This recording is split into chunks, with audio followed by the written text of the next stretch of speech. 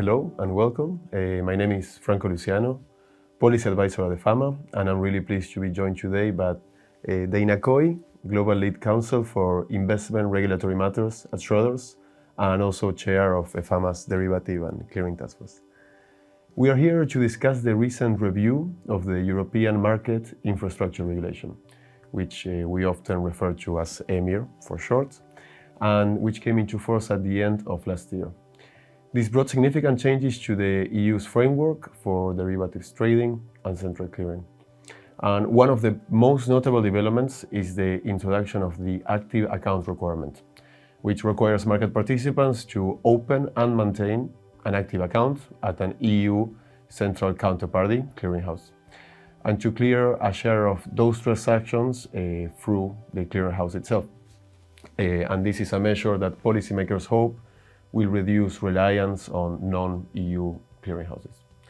But now, Dana, maybe we can go into the subject matter. I would like to hear from you what's your assessment on the implementation of the active account since the obligation took effect on the 24th of June this year. If you consider this has been introduced in an orderly manner, and what's your assessment on the policy objective of, through this measure, reducing reliance on non-EU clearinghouses? Thank you, Franco. Delighted to be here, and it's great to be in the room discussing these topics. We have done in the task force and individually as players in the market an enormous amount of work in getting to this point of implementation. So fantastic to be discussing. In terms of the requirement itself, I think there were obviously very ambitious and very positive aims behind this reform, which were widely recognised in the market. But hand in hand with that, there were also a number of challenges that we as the industry had to face, particularly on the buy side, in delivering the practical aspects of the active account requirement. And so, of course, I guess taking a step back and looking at the regulatory landscape, so we have a level 1 text which sets out the broad brush requirements.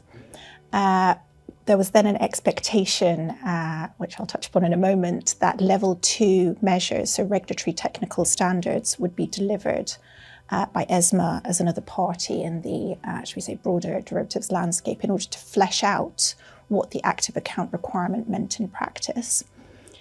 And I think the expectation very much was that the timing of those two, should we say, parts of the regulatory sphere would align. I think the reality is, of course, EMIR, including EMIR 3.0 and the active account requirements, sit within a broader package of measures, both sectoral and asset class specific. And so the timings proved in practice to be a little bit of a challenge. And we have seen some delays, particularly in the delivery of the level 2 regulatory technical standards, which then I think has posed challenges for the industry in terms of identifying specifically what needs to be delivered, how it needs to be delivered, and then meaningfully implementing those requirements. And of course there are various elements to this requirement itself, which I think it's also important to note.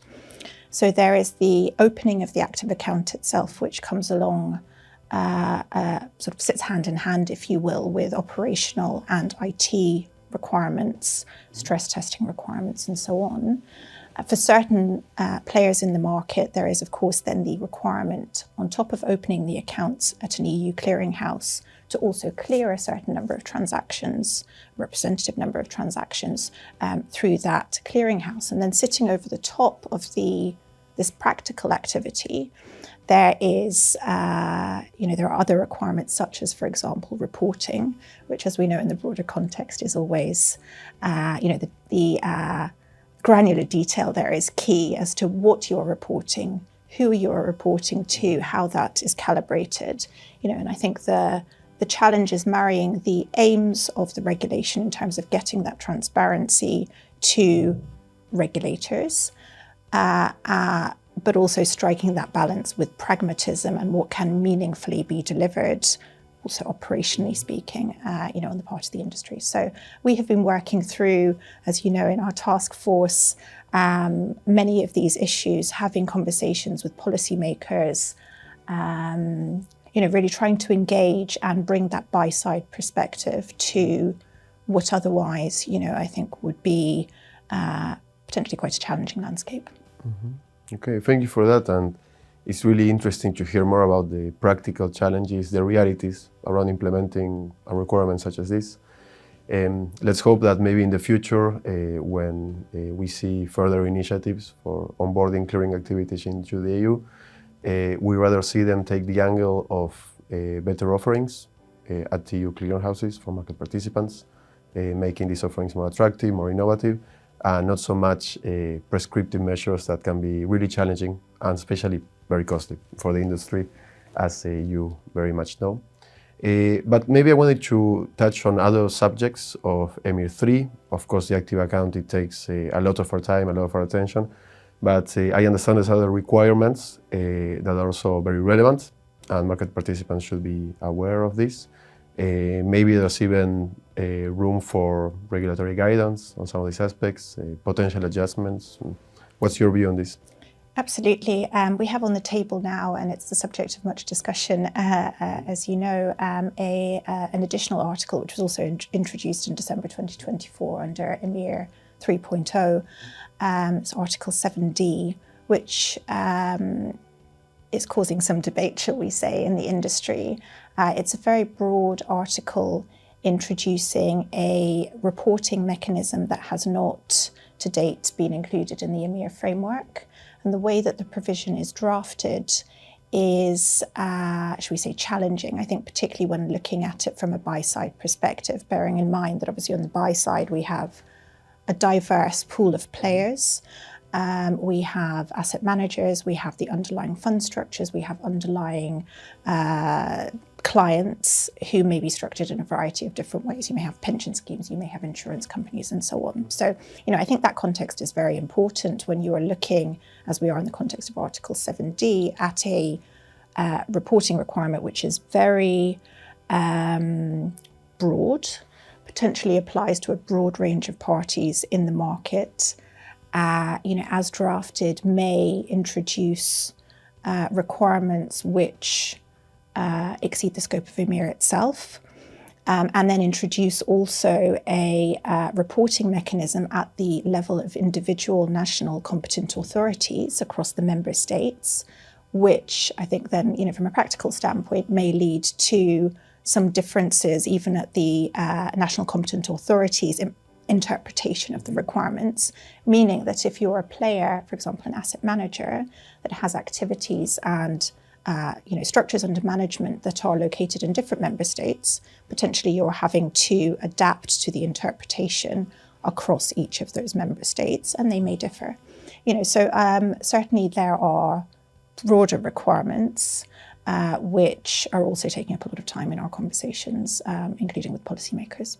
Of course, and I agree. I think Article 7D is a very good example of the importance of having level 1, the regulation itself, but also the level 2, those technical standards that need to be set up by the regulatory bodies, to have them aligned and readily available for the markets in time. This is a matter of providing the market with legal certainty, and it's simply good policy making, so we don't get tired of insisting on this point at EFAMA. Agreed. I think there's also, much as I mentioned in the context of the level 1 text for the active account requirement and the regulatory technical standards essentially required in order to flesh out the level 1 requirements. There's a similar context in relation to Article 7D. So the article itself refers to the need for regulatory technical standards effectively to examine the reporting which is already done by market participants and to consider I suppose you could say the broader simplification and burden reduction agenda in making sure that there is, that the information to be reported under Article 7D is meaningful and ideally not duplicative with other reporting frameworks already in place. And so we have that level 1 recognition that regulatory technical standards are required. Meanwhile, due to the layering of priorities at at the level of ESMA, we are seeing a delay in the introduction of those level 2 regulatory technical standards, which provide the colour required by the industry. And then yet at the same time, we are also seeing quite a clear directive, not in the regulatory sense, but directive or sort of instruction, shall we say, from the Commission, that the level 1 text should be implemented as drafted, even if regulatory technical standards are delayed. And I think, again, as we've said, also in the context of the active account requirement, that is problematic. So these, I suppose, practical implementation challenges stemming from, a factor that's seemingly as simple as the timings for the delivery of regulation are not to be underestimated. No, I completely agree, and it's a proven principle of financial services regulation that the level 1 sets the rules and the principles at a high level, but you do need the technical standards to have these clear instructions on how to comply, and at the end of the day, to make the requirement even valuable from a supervisory point of view. Harmonization, standardization, these things are very much important in our industry. But maybe looking forward, and of course, from the perspective of derivatives trading and central clearing, I wanted to know if you have any view on the years ahead, any regulatory milestones you think we should keep an eye out for, any initiatives you think would have an impact either at the EU or globally, and maybe a broader point would be what's your current assessments, maybe from a political point of view. Is the EU in the right direction? Are they fit for purpose, and do they have the right policy objectives in mind for the years ahead and to be able to deal with all of these different initiatives that are coming our way? It's a very broad question, but I'll try to answer it, maybe taking it in turn. So with the active account requirement, we, I suppose, are looking ahead, from a broader industry standpoint to a couple of things. So first of all, we're waiting for the level 2 requirements, fleshing out the active account requirement, to be delivered in due course and to enter into force. Once that has happened, we are then looking forward, I believe, to mid-2026 for a review of how the active account requirement is functioning, and also potentially the first round of substantive reporting pursuant to the regulatory technical standards, again on how the active account requirement is functioning. So those two elements are something that we have to look forward to in 2026. Obviously, alongside that, we have the ongoing debate on Article 7D. We'll I think, effectively see where we end up on that, and what the practical reality will be with regard to 7D reporting. Alongside all of this, and perhaps speaking slightly outside of the derivatives and clearing space specifically, we also at the EFAMA level are following very closely the discussion on the future of trade and transaction reporting, for example. Obviously, the view being that in light of the broader simplification and burden reduction agenda, meaningful reform can be introduced in that space, for example, in the form of a single-sided reporting approach, which we see in other key jurisdictions such as the US. Outside of that, I also personally look at various other asset class specific regulations, which again are on the table at the moment at a regulatory and a political level, including, for example, the securitization regulation. And I believe there is a lot to come on that. We know that the Council is working very intensely on that file at the moment, with works also starting at the level of the European Parliament within the coming weeks. Obviously with the intention then to have the broader political debate with potential trilogues into next year.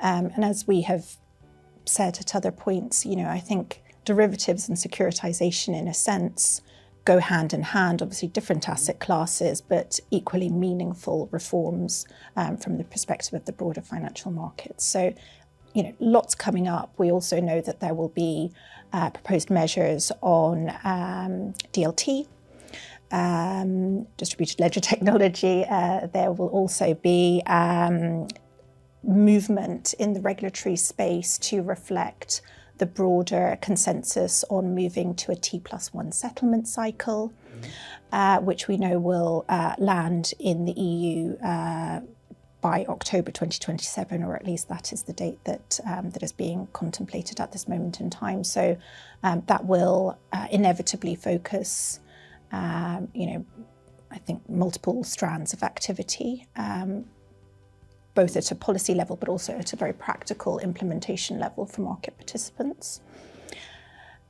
So much, many topics to focus on. I mean, I guess in terms of the general direction of travel, I think there's always a balance to be struck between managing systemic risk, making sure that regulation is in place to, for example, protect investors and to ensure that markets proceed in an orderly manner, and that activity is appropriately and prudently regulated, broadly speaking. But on the flip side of that, I think it's key for regulation to be pragmatic and take into account also the practical realities and the challenges faced by market participants, which is why it's so important for us at the EFAMA level as well to have these conversations and these debates also with policymakers to make sure that the industry view, particularly for the buy side with all the diversity that I mentioned earlier, that is reflected appropriately also when we come to these packages of measures. So, in terms of general directions of travel, I think we are heading, into an ambitious space for sure, but certainly the devil will be in the detail, as it were, in terms of how those requirements are implemented in practice, and much work remains ahead of us in following and hopefully, to the extent possible, so guiding those implementation activities. Mm-hmm. Well, that's very good to know. From what you're telling me, this means we have a lot of work in our hands, both in terms of EMIR, but also other initiatives that are taking place at the EU, also at the international level. In my personal view, at least, I think that we do have the right goal in mind when we talk about simplification, global competitiveness, reduction of unnecessary reporting burdens, administrative burdens. But as you say, the devil is in the details. I think we have been very proactive when it comes to the EMIR and derivative space. And of course, we try to do it across all of the different areas affecting our membership. So thank you very much, Dana. I think we have given our audience a lot to consider and reflect on. So thank you again for your time and for coming here today. Thank you very much for the opportunity. Thank you.